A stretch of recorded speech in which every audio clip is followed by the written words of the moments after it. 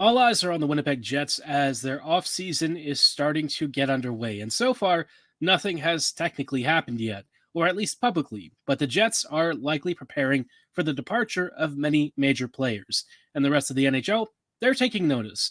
We'll dive into all of the latest on the rumors surrounding the Jets and the likely trade candidates on tonight's episode of Locked On Winnipeg Jets. You're Locked On the Hockey Jets, your daily podcast on the Winnipeg Jets. Part of the Locked On Podcast Network, your team every day.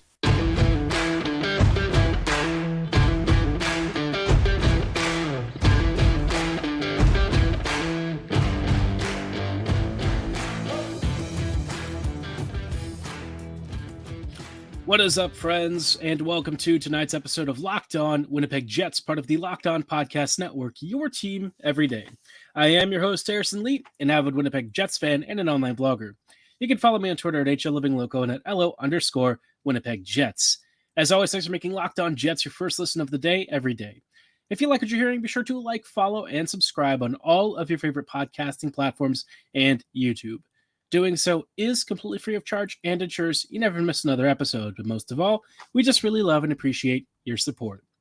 Tonight's episode is brought to you by Gametime. Download the Gametime app, create an account, and be sure to use promo code LOCKEDONNHL at checkout for $20 off your first purchase. Stay tuned to hear more about how Gametime can make event tickets and sporting tickets cheap, fast, and reliable.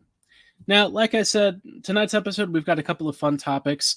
The biggest one right now is seemingly coming from Frank Saravalli, talking about all of the trade bait, right? He always has a list every few weeks that he puts together, and wouldn't you know it, the Jets have several players in the top 15 to 20 spots. And I wouldn't say just the top 15 to 20 spots. We're talking like top 5 rankings. Connor Hellebuyck and Mark Scheifele remain at or near the top of the pile, with Pierre-Luc Dubois just a little bit behind him. And when you look at where the Jets are and what's going on with the team, it's not shocking. For the first time in a very long time, the Jets pretty much have their backs against a wall. It's partly because of the contract situations and how the players are likely now holding all the leverage in determining the future of this team. And that future is very much not re-signing with the team, right? We know that Scheifele and Hellebuyck most likely would take pretty enormous contracts to want to stay. And with Scheifele, that's probably, not going to happen even if he was given a major offer. I think those bridges are probably burned at a point where Mark just needs a change of scenery. Hellebuyck might be willing to come back. I don't really know what his thought process is. He's been one of the few guys who's been a consistent mainstay for this team, but it's interesting to hear that the rest of the NHL is watching Winnipeg with a lot of interest. This is the first time I can recall in a long time where the Jets are actually being paid attention to, and not because the team is good, but because Winnipeg is about to have a fire sale. I think for me that does mildly concern me in some ways, but in the other hand, I actually like the idea of there being bidding wars and a lot of interest. I think, if we're talking about Connor Hellebuyck and certainly Mark Scheifele, it'd be nice if a lot of teams with major assets could make big plays and offer the Jets competing packages to work around, right? Because all of these teams have assets and a lot of them will have cap space, and the Jets will have to help them fit some of these big expiring contracts on the rosters, which means Winnipeg could potentially make out with a pretty nice haul, especially when it comes to futures that can help the Jets build the future core. But for the Jets to be the center of attention right now is super funny because the Stanley Cup Finals are coming right up, and somehow the talk of the town doesn't really seem to be about the Cup Finals. It's about the fact that the Jets have one of the greatest goalies in recent memory and an elite franchise center, both available for trade for at least one season. So, all of that said, who are the Jets going to be trading with? I've got a couple of candidates that I've talked about. I think LA is a natural fit. The Kings could certainly use a very elite goaltender. That's one of the things they just really lack. And the Jets could probably fish out some pretty top-end prospects or picks out of there and maybe even land themselves a Victor Arvidsson as part of a cap dump. In other areas, you could see the Carolina Hurricanes maybe being a match. Carolina definitely needs some scoring punch, and Scheifele would certainly provide that. They could also use a goalie, although I think Freddie Anderson for me has been pretty good enough to where I don't think they really have to worry about that unless, they kind of swing for it and have Freddie swap with Hellebuck so that the money kind of checks out. And then maybe they look at sort of extending Hellebuck long term. But in terms of teams that I really feel like fit, a natural prospect offering for the Jets that could fill Winnipeg's cupboards and satisfy organizational needs, Buffalo, Ottawa, I think those teams are among the top contenders. I think there are a couple of other candidates. Like I said, Carolina does make sense. Pittsburgh at a stretch might be in on something, but I couldn't tell what they would offer or even be interested in because Hellebuck probably isn't going there and Scheifele probably wouldn't either. I did see somebody mention some stuff about the Caps, and that certainly would be an option. Washington definitely needs a bit of a change of scenery for Kuznetsov, and Scheifele, he could go there, become an elite center for the Caps and be a big fan favorite. Kuznetsov for the Jets probably, I don't know that I'd be that excited about it at this stage of his career, and he's had some off-ice issues over the past few years. So all of that to say, Washington would probably have to give the Jets some nice features along with that if they're trying to move Kuznetsov's contract. But, with how the Jets are and where things are currently sitting with the financials, I imagine Winnipeg is probably not keen to take on a lot of actual salary. So that'll be one major consideration, especially with contract structures. But either way, Winnipeg definitely has some pretty big pieces to offer a couple of major teams, and we'll talk about who those pieces are and where they sort of rank in the importance of the trade value in just a little bit. Before we go any further, though, I do want to shout out our friends and partners at Gametime. Buying tickets to your favorite event shouldn't be stressful. Gametime is here to make things easy, fast, and efficient. They know that a lot of these ticket services are expensive, inconvenient, and worst of all, you might find yourself paying a lot more than you expect for tickets that you could get elsewhere for cheaper. And who wants to pay more money and waste time when you can get killer last-minute deals and flash sales with Gametime? Gametime also gives you in-arena and venue seat views, so you know exactly what you're paying for every time. I think that's great because, having seen places like Fenway Park where you've got a big old pillar obstructing the view for a number of fans, you don't want to pay several $100s for that. You want a good deal on a seat and a ticket that lets you actually watch what you're there for. So forget planning months in advance and spending tons of money on tickets when you can just go to Gametime and get a fantastic deal. And of course, you'll get your tickets instantly. It's safe, convenient, and super quick. So download the Gametime app, create an account, and use promo code LOCKEDONNHL at checkout for $20 off your first purchase. Terms apply. Again, create an account and redeem code LOCKEDONNHL for $20 off your first purchase. Download Gametime today. Last minute tickets, lowest price, guaranteed. Hello, friends, and welcome back to this episode of Locked On Winnipeg Jets, part of the Locked On Podcast Network, your team every day. Thanks for joining us again on tonight's episode. We are talking about some of the rumors with the Jets and the trade speculation that continues to heat up. And obviously, with Winnipeg now kind of being in the trade eye of the storm, the question then becomes, who exactly is Winnipeg's biggest trade chips? Now, when it comes to free agents and stuff, it's pretty obvious. The first one's going to be Connor Hellebuck.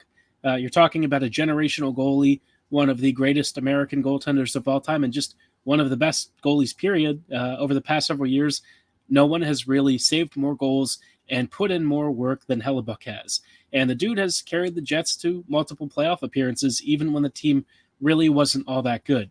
It's a shame he didn't always parlay that into longer-term playoff success, but it is what it is. It's not like the team this past season was particularly amazing, and we kind of knew that most likely they'd get bounced in the first couple of rounds. But Hellebuck, I think, could actually get a pretty nice package. It'll depend on how many teams are looking for a rental goalie. I think that is one thing that's going to hurt his trade value because, his next contract is going to be very, very expensive. We're talking, $10, $11, $12 million. It's going to be very, very rich for a guy who is probably getting like a Carey Price style deal. So I know teams might be a little bit hesitant about that, but Hellebuck is probably going to be worth the money and worth it for a good deal of time. So good luck to Helly. I hope that he gets what he wants with a team that's hopefully not crappy. It'd be nice to see him hoist a cup at some point before the end of his career. The second piece of trade bait that has come up is Mark Scheifele. And with Scheifele, there are some interesting fits. I kind of feel like the New York Rangers could be a really good option for a team looking to boost their top six immediately. The Rangers are already pretty decent, but I think the question for them is, did they jump the gun on their rebuild? In my mind, I think they pushed things a little too quickly and didn't let all of their prospects percolate. And it seems like just like the Jets have had development issues, so too have the Rangers. In a lot of ways, Winnipeg and New York share some things in common, which is kind of funny since they're such good friends and trade partners these days. Would Scheifele get the Jets something pretty good? Maybe a Filipino, but Hito did just extend, so not really sure they're wanting to move that salary yet. But if you're looking for a last-ditch attempt to have one more big run with that Rangers group, I feel like swinging for the fences on Scheifele is probably a pretty safe bet. You aren't going to find many centers of Scheifele's skill and quality just loafing around waiting for work, right? Mark, when he's at his best and motivated, he's unstoppable.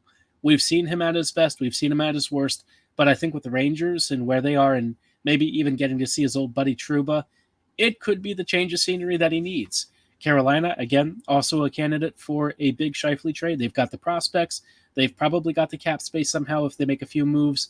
And they certainly have the need for goal scoring and finishing talent, which, you might think, well, maybe another player like Kyle Connor would make sense. And sure, Kyle Connor would actually make a lot of sense for the Canes. But Kyle Connor is probably not getting traded. So we can sort of push that one out of mind for now. The Jets are going to focus first on expiring deals and players who they just kind of want to get rid of. Speaking of guys they kind of want to get rid of, Pierre-Luc Dubois kind of checks in third place. PLD, obviously a very good top six center, a forechecking presence, a huge force on the ice, and also occasionally absent when you need him to be present. And in those moments, I think the Jets were wanting a little bit more from his game. And as fans, I think we were too. I don't know that we necessarily saw anything quite as bad as what people described as the shift in Columbus, but I still think at critical junctures and moments, Dubois wasn't able to elevate his game to the level that I was hoping for. Now, that isn't to say that he's not a fantastic player and didn't have a very good season. I thought Dubois was great for the Jets this year. I think we saw many of his strongest traits, including that vision, the pesky nature that he has, his strength, his size, his mobility, his shot, his vision, his passing. You notice I'm using a lot of very nice adjectives. That's because Dubois is a very nice player. And I can imagine tons and tons of suitors for a guy who could very much improve just about any top six that he slides into. So Dubois, huge trade piece.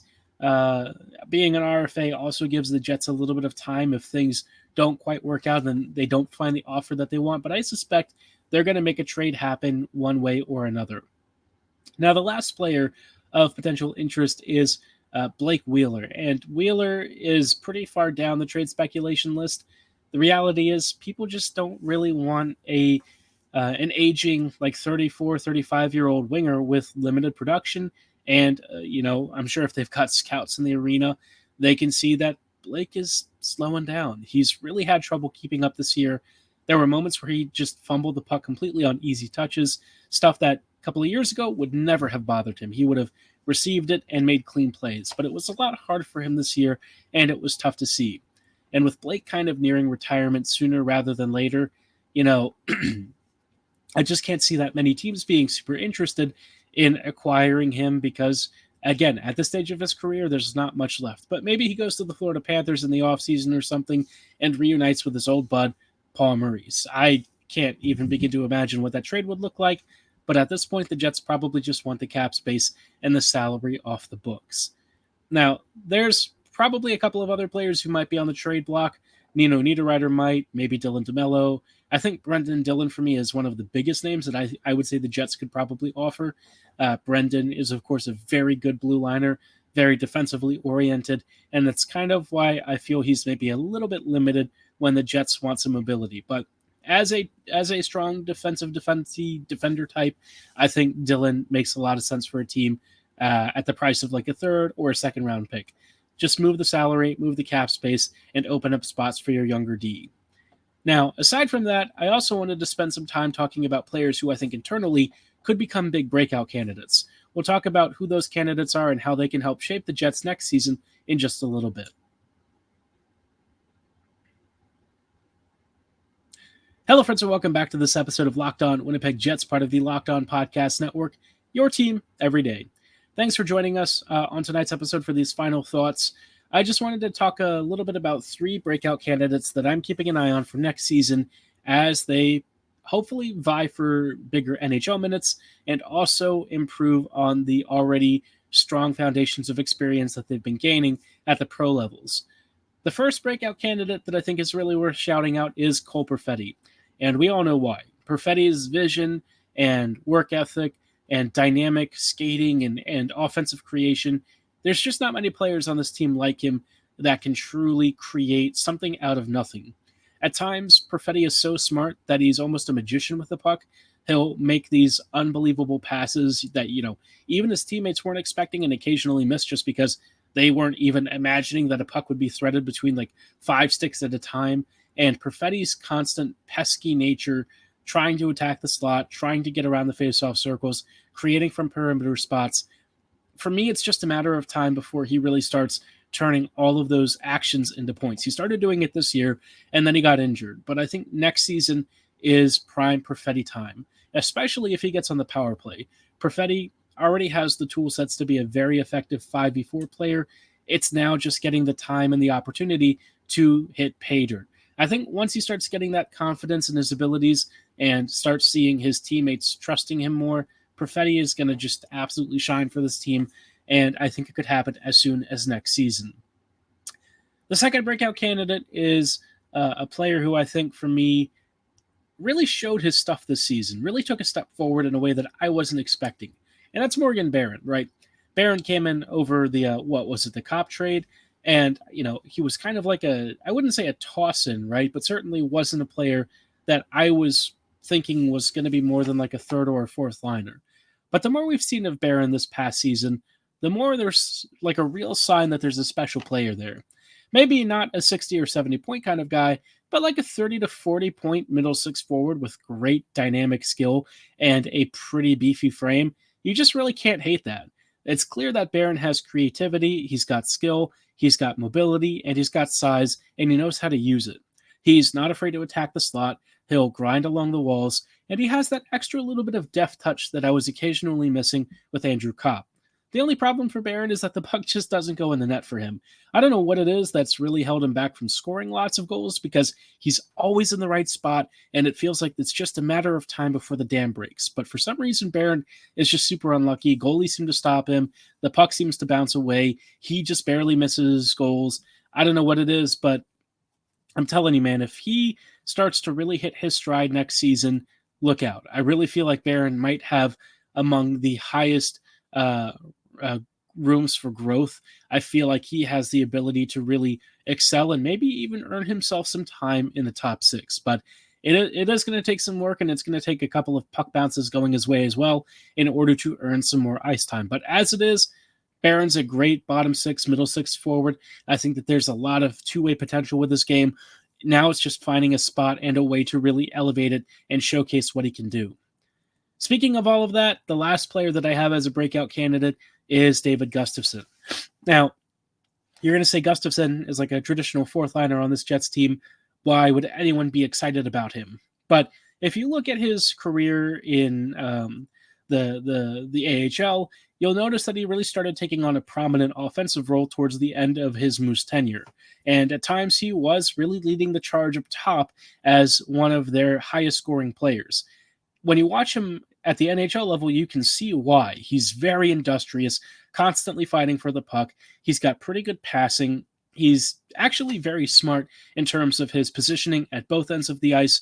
I just feel like all he needs is to play with smart players and skill. If you give him skill to work with, he'll do the rest. His mind works in ways that are more aligned to a Cole Perfetti than some of the other players the Jets have had. But it's a question of opportunity, and will the Jets recognize that Yeah, Gustafson might be a real diamond in the rough if you actually give him the support and the talent to work with. But as it is so far, he's been a really fun bottom six and even like fourth line player. Let's hope, though, that next season he has a bigger year and most importantly, stays healthy. I want to hear your breakout candidates for next year, though. Drop them in the comments below or at my social medias at HLLivingLoco and at LO_Winnipeg Jets on Twitter. For tonight's show, though, that is all the time that we have. I thank you so much for making us your first listen of the day. We will see you back here next week as the Cup finals begin, and we'll give you updates on that as they happen. But like I said, that's it for tonight's episode. Thanks so much for joining and making us your first listen of the day. We'll see you here next Monday.